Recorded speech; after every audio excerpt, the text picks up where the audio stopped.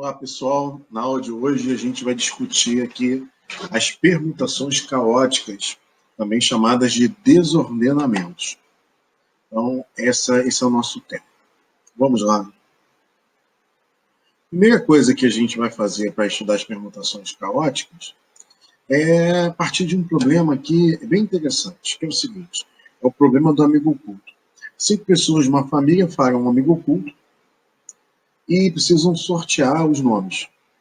Cada pessoa retira apenas um nome e não pode retirar o seu próprio nome, senão tem que repetir o processo. Quantas configurações diferentes podem ser formadas para que o sorteio não tenha que ser refeito?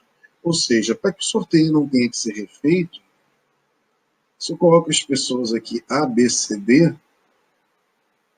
e E, umas pessoas da família, uma permutação caótica, né, seria cada uma dessas letras não ocuparem seus lugares primitivos. Então, vamos definir que o A ocupa a primeira posição, o B o segundo, C terceiro, D quarto e o quinto. Tá? Só porque nós escrevemos dessa forma. E também fica fácil, né, de entender a ordem. Então, uma configuração seria, por exemplo, o B. O A não vai poder ocupar a posição primitiva, então o B ocupa a posição do A. O A ocupa a posição do B. E aí aqui eu vou botar o D, vou botar o E e vou botar o C. É claro que teriam outras possibilidades aqui. Mas essa é uma permutação caótica porque ninguém ocupa o seu lugar original. Tá? Esta aqui não seria uma permutação caótica. B, A, E, D, C. Porque apesar do B, do A, do E e do C não ocuparem seu lugar primitivo, a sua posição primitiva, o D está ocupando a quarta posição aqui. Então, essa aqui não é uma permutação caótica. E o problema pede, né, o problema quer saber quantas configurações diferentes eu posso formar. Para resolver esse problema, eu vou partir aqui vou usar um processo recursivo, tentando estabelecer uma relação a partir de problemas pequenos e ampliando, né, o número de soluções dele. Então, a estratégia que eu vou usar aqui vai ser a seguinte. Primeiro, eu vou pensar aqui em 2 pessoas apenas. Se eu tiver 2 pessoas, quantas permutações caóticas eu tenho? Eu só tenho uma permutação caótica possível, é o B com A. Então, eu digo aqui que o número de permutações caóticas, que eu vou chamar de D, para 2 objetos, é igual a 1. Tá?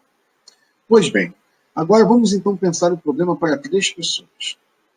Eu vou escrever as pessoas aqui, A, B e C, e vou contar por enumeração, seja uma por uma, quantas permutações caóticas eu posso formar. Mais uma vez, eu vou tentar colocar alguém aqui no lugar do A. Se eu colocar o B no lugar do A, eu não posso colocar o A no lugar do B, porque o C vai obrigatoriamente ocupar a posição dele. Então, se eu coloco o B na primeira posição, o C tem que ocupar a segunda e o A obrigatoriamente ocupa a terceira. Okay? Só que não tem apenas essa, tem uma outra permutação caótica que seria o C ocupar o lugar do A. Se eu ponho o C no lugar do A, eu não posso colocar o B, porque senão ocuparia o lugar primitivo. Então eu tenho que obrigatoriamente jogar o A. E aí só sobra uma posição para o B. E não há mais como, não há mais, porque eu já coloquei o B no lugar do A, o C no lugar do A, e aqui eu não tenho, né, outra escolha. Então, o número de permutações caóticas de 3 elementos é igual a 2. Observem vocês que eu já sei calcular para 2, já sei calcular para 3. É claro que meu próximo passo agora vai ser calcular para 4. Só que quando eu coloco 4 pessoas aqui, o problema já cresce bastante. E eu vou tentar dividir aqui esse problema, tá, em 2 pedaços. Eu vou dividir aqui em 2 casos. Eu já vou explicar por que eu vou fazer isso. Maneira de pensar é o seguinte: vamos dividir esse problema em 2 casos. O primeiro caso seria escrever todas as permutações, onde o A, claro, vai sair da posição dele e vai ocupar a posição, né, de um elemento que vai para a posição do A. Então, por exemplo, né, eu posso colocar o A aqui. O A pode ocupar 3 posições possíveis. Se o A ocupar esta, se o A ocupar, vou pegar aqui uma. Se o A ocupar a segunda posição, ele está ocupando a posição do B. Então eu vou jogar o B no lugar do A. Ou seja, eu estou contando aqui um caso, todos os casos, em que o elemento que ocupa a posição do A é exatamente o elemento para onde o A foi. Ou seja, o A ele vai trocar de posição com o elemento em questão. Outra maneira, por exemplo, outra configuração pensando assim, seria colocar o A nesta posição. Só que aí, obrigatoriamente, quem teria que vir para cá? O C. Porque o A agora está ocupando a posição do C. E o último caso seria o A vir para a última posição, para a posição do D, e o D vir para a posição do A. Então, observe que esses 3 casos aqui eles têm a mesma característica. O A está ocupando a posição de um termo que, por sua vez, está ocupando a posição do A. Tá? Não tem como fazer porque a gente chegou até o final. Observem vocês que para cada posição dessa, o que sobra aqui para mim, tá, são 2 posições, onde eu preciso fazer aqui uma permutação caótica dos 2 elementos que sobraram. Nesse caso, seria o C e o D. Então, nesse caso aqui, o que sobra para mim, o número de possibilidades, é exatamente uma permutação caótica de 2 elementos. Aqui, idem, ou seja, independente da posição que o A ocupar nesta ou nesta configuração, também me restam 2, só que a permutação caótica agora vai ser com os elementos B e D. Mas, novamente, eu tenho 2 permutações caóticas. E se o A trocar de lugar com D, de novo, eu tenho 2, né? Eu tenho uma permutação caótica de 2 elementos. Então, observe que eu tenho 3 vezes, né? Neste caso aqui, eu tenho 3 vezes a permutação caótica de 2 elementos. É claro que a gente sabe que é 2. Então, aqui eu teria 2 vezes 3, eu teria 6 possibilidades aqui. 6 possibilidades neste caso. Muito bem. Perdão, 3 vezes 1, porque para 2 elementos eu só tenho uma possibilidade. Então, isso aqui é 1, aqui é 1, aqui é 1. Né? É fácil até ver por que isso está acontecendo, porque, na verdade, esses 2 elementos aqui, permutação caótica em 3, não tem como ser C e D. A única possibilidade aqui é DC. Aqui a única possibilidade é DB. E aqui a única possibilidade é o C aqui e o B aqui. Até dá para contar aqui, né? Um por um. Mas você vai ver que se tivesse mais, a gente não precisaria fazer isso. Voltemos aqui ao nosso segundo caso. Vamos ao segundo caso agora. Agora eu vou pegar todas as permutações, só que as permutações agora, em que o A ele não vai trocar de lugar,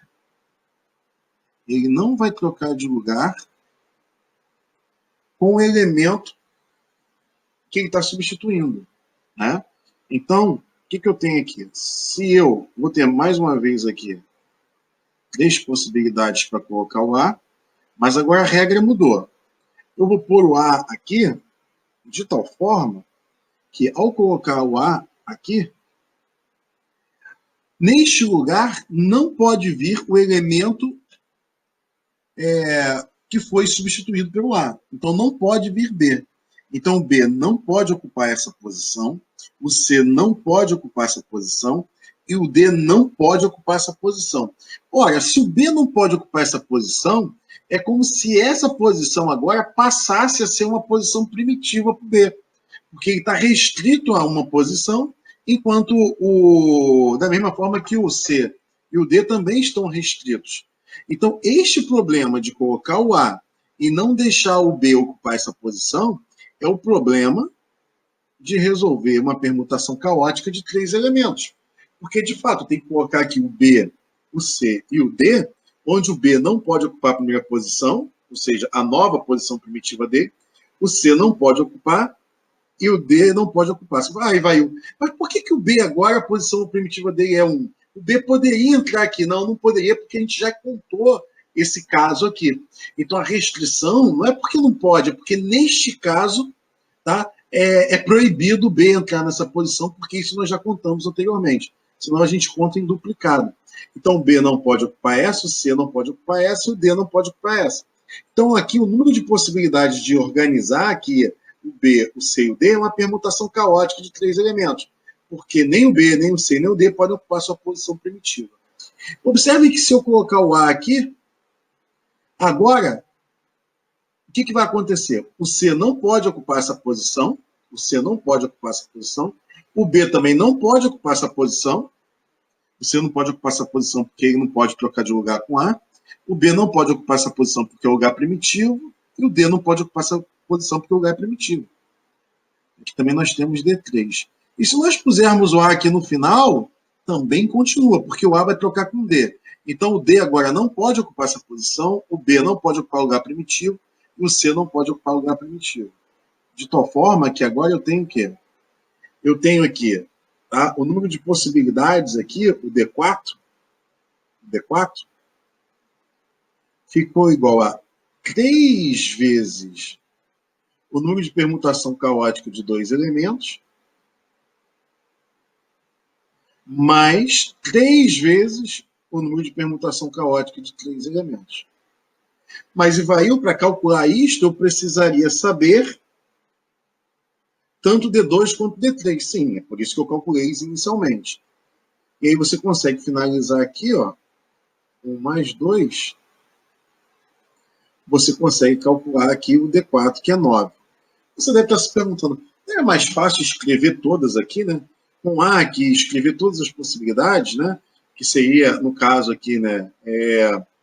Aqui poderia ser o C, o D e o B, né? Ou trazer o D para cá e escrever D, BC, DABC, poderia. Só que a gente está tentando aqui construir uma estratégia que vai nos servir, que vai nos permitir resolver o problema para 5 pessoas sem necessariamente fazer uma por uma.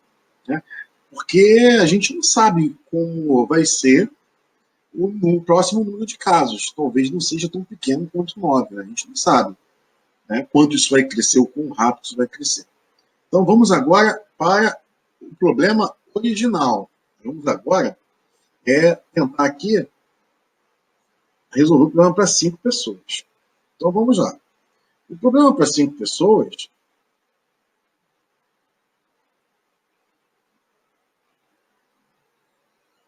observem que agora, para permutações caóticas em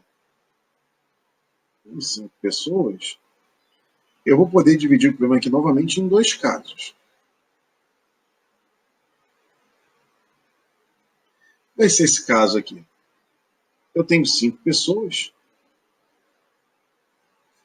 E como são 5 pessoas, o A ele vai poder, né, ocupar, mais uma vez, que caso vai ser esse? O A vai ocupar essa posição e o elemento que ele ocupa a posição dele. Eles trocam de posição. E aí o que você tem aqui? Você tem 3 espaços onde os elementos não podem ocupar suas posições primitivas. Então, que problema é esse? Você tem um problema que é resolver uma permutação caótica de 3 elementos. Bom, qual o próximo aqui? O próximo agora é colocar o A nesta terceira posição. Deixa eu fazer aqui todas as posições para agilizar aqui a troca de cor. Então, agora, eu tenho aqui o A ocupando esta posição. Observe que quando o A ocupa esta posição, eu obrigatoriamente tenho que colocar o elemento que ele ocupou a posição, porque eu estou analisando o caso em que o A, né, ele ocupa uma posição e o elemento da oposição que ele ocupou, ocupa a posição do A, ou seja, em que o A e o elemento trocam de posição entre si. Mais uma vez, eu tenho aqui, ó, 1, 2, 3, onde o B não pode ocupar o seu lugar primitivo, o D não pode ocupar o seu lugar primitivo, e o E não pode ocupar o seu lugar primitivo. Então, tem mais aqui uma permutação caótica de 3 elementos. Isso também vai acontecer aqui para cá, e também vai acontecer aqui para cá.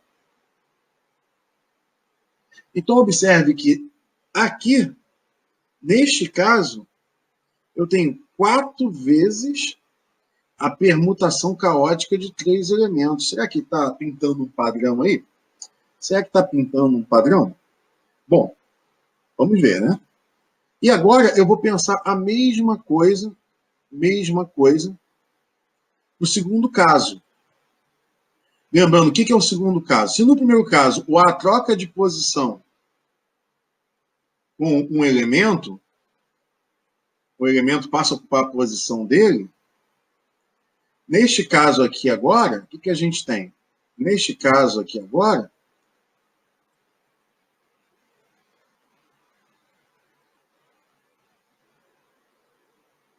não pode. O A não pode ocupar a posição. Então, por exemplo, se eu puser o A aqui, o B não pode ocupar essa posição, porque já foi contada antes, o C não pode ocupar sua posição, o D não pode ocupar sua posição e o E não pode ocupar sua posição. Então, eu tenho um A nesta posição e com esta restrição, com essa proibição, eu tenho uma permutação caótica que o número total de possibilidades de fazer uma permutação caótica aqui de 5 elementos com A nessa posição é numericamente igual ao número de permutações caóticas de 4 elementos. O B não pode ocupar essa posição, o C não pode ocupar essa, o D não pode ocupar essa, o E não pode ocupar essa. Analogamente, aqui vai dar a mesma coisa. Veja que aqui não pode, o C não pode ocupar essa posição, né? O C aqui não pode ocupar essa posição. Posso até colocar assim, né? O B não pode ocupar essa posição, o C não pode ocupar essa posição, o D não pode ocupar essa posição, o E não pode ocupar essa posição. Aqui seria o C não pode ocupar essa posição, o B não pode ocupar essa posição, o D não pode ocupar essa posição, e o E não pode ocupar essa posição. Então eu tenho aqui, ó, uma permutação caótica de 4 elementos. Se o A ocupar aqui a próxima posição, e aqui a próxima, então não precisava, né, eu aqui fazer essa última, porque a gente tem 5, a gente tem uma a menos, né? A gente precisa de uma a menos, porque o A não precisa, ele não pode ocupar aqui a posição original. Então eu tenho aqui agora D4 e D4. De modo que agora eu tenho 4 vezes D4, 4 vezes a permutação caótica de 4 elementos. Ok? Então, o que eu posso concluir aqui? Eu posso concluir que o meu problema original, né, ele vai ser igual a 4 vezes D3 mais D4. Mas quem era D3? 2. Quem era D4? 9. Então, quantas possibilidades eu teria aqui? Quantas permutações caóticas? 44 permutações caóticas. Então, eu tenho que D5 foi igual a 4 vezes D3 mais D4. Você pode achar estranho, né? Mas isso aí não resolve o problema, né? Resolveu o problema. Mas depende de você achar sempre os anteriores. Sim, uma metodologia e está usando uma técnica baseada num processo recursivo, onde cada elemento é obtido a partir do anterior. Por exemplo, no PA, você começa aprendendo PA, sim. Uma sequência onde cada termo é obtido a partir do anterior. Então, por exemplo, se eu coloco uma PA 1, 2, 3, 4, como é que você descobre o próximo elemento? Somando uma unidade, ou seja, a partir do anterior você soma a razão. Né? Se eu te peço para calcular o sexto elemento, você não vai colocar uma forma, você vai pegar e vai partir do quarto elemento, calcular o quinto e o sexto, provavelmente. Né? Vamos organizar, então, agora o que a gente conseguiu. A gente resolveu o problema, tem 44 formas, né, diferentes de fazer esse problema do amigo oculto, né, de distribuir os nomes, 44 configurações. Nós vamos estudar aqui agora, né, vamos voltar aqui agora, vamos tentar generalizar aqui. A gente, só para organizar, a gente achou que o D2 é 1, que o D3 é 2, e que a partir do D3, né, o D4, ele foi 3 vezes o D2 mais o D3. A gente também mostrou que o D5 foi igual a 3 vezes o D3 mais o D4. Certo? Não, aqui não foram 3, né? Aqui não foram 3, foram 4. Foram 4. 4 vezes. Então, o que a gente precisa fazer agora? Será que tem um padrão aqui? Será que isso aqui continua?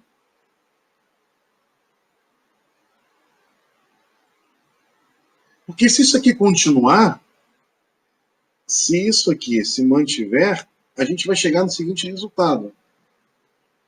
O número de permutação caótica de n elementos vai ser igual a n-1,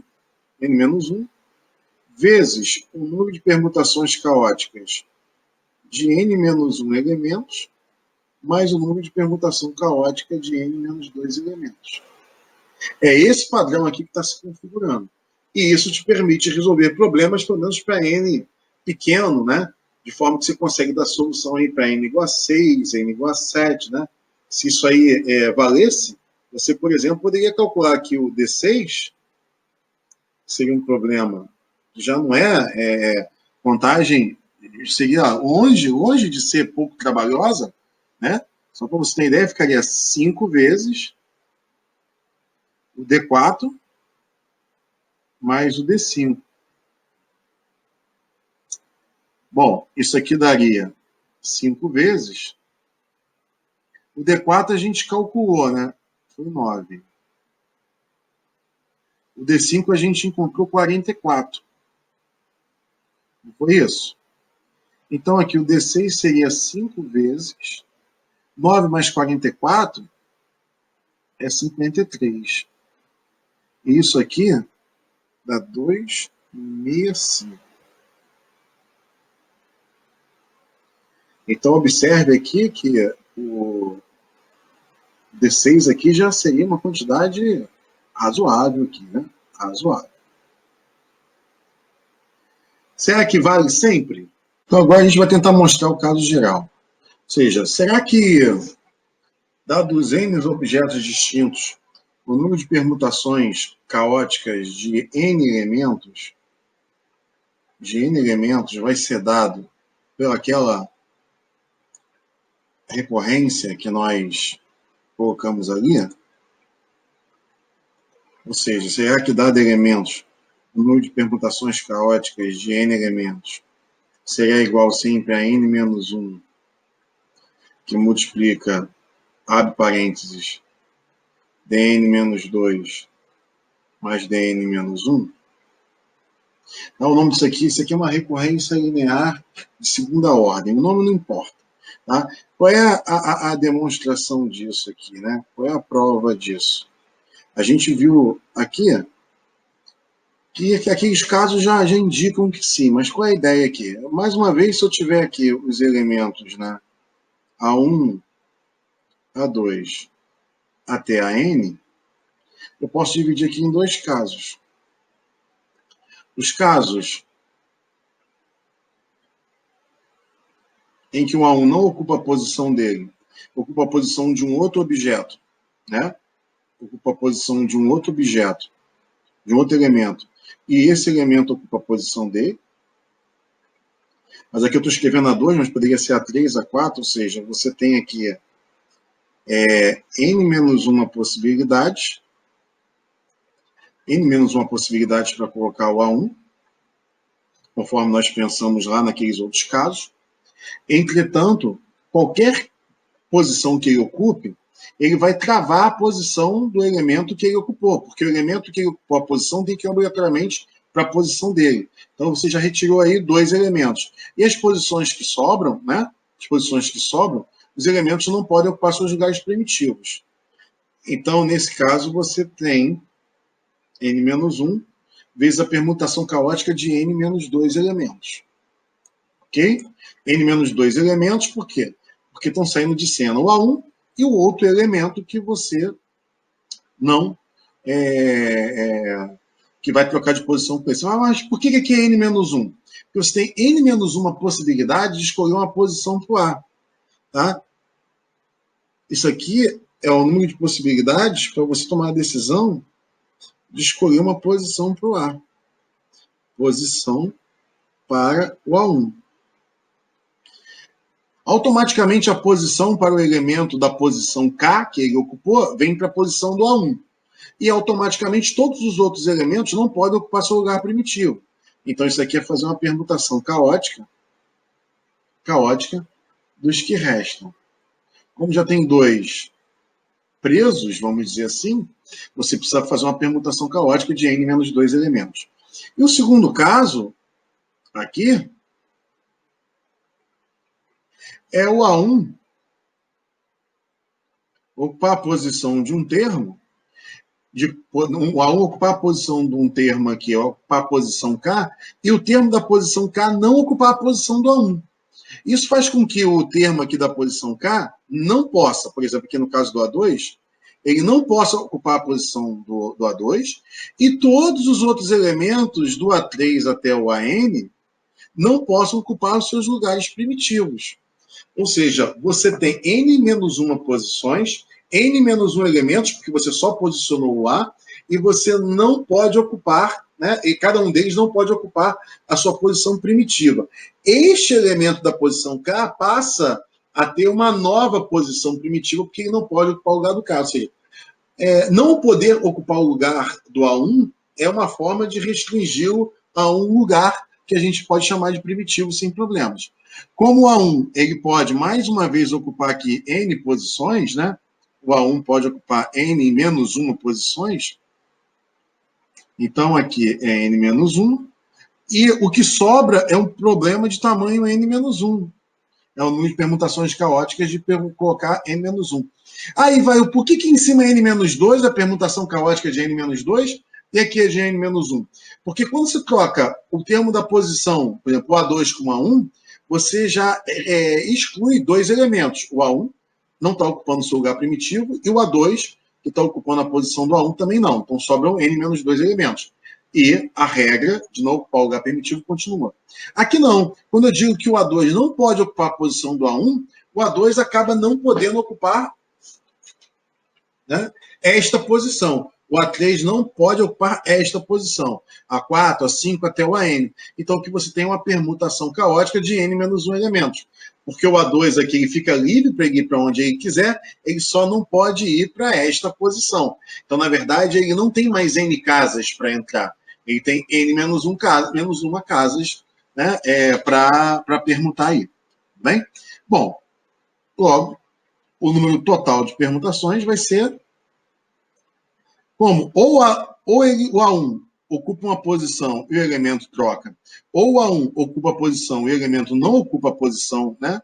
Ou o A1 troca de posição com a AK, ou o A1 não troca de posição com a AK, são as duas possibilidades, né? Não tem outra possibilidade. O número total de permutações caóticas é N-1 vezes Dn-2 mais N-1 vezes Dn-1. E aí eu posso colocar isso em evidência. Posso colocar o N-1 em evidência, gerando aqui essa soma Dn-2 mais Dn-1. Então esse é o motivo dessa fórmula. Tá? Tem uma fórmula fechada, né, para encontrar permutações caóticas. Uma fórmula fechada para encontrar permutações caóticas, mas ela não vai ser o objeto do nosso estudo aqui, porque a ideia era encontrar um processo que pudesse ser explicado de forma inteligível, né, ao nível médio, né, e a gente está tentando mostrar que, em nível do ensino médio, isso aí poderia ser compreendido. É uma tentativa, é claro. Gente, muito obrigado. Prazer ter você aqui comigo. É uma forma de falar aí de permutação caótica, tá bom? Tem mais coisas sobre permutação caótica, como, por exemplo, N fatorial sobre E dá uma aproximação, o menor, o inteiro mais próximo de N fatorial sobre E dá uma boa aproximação para a permutação caótica, à medida que o E, né, seja utilizado com muitas casas decimais. Mas eu não vou tocar nesse assunto e nem vou colocar a fórmula fechada, não. Isso aí vai ficar para um outro vídeo, tá bom? Abraço!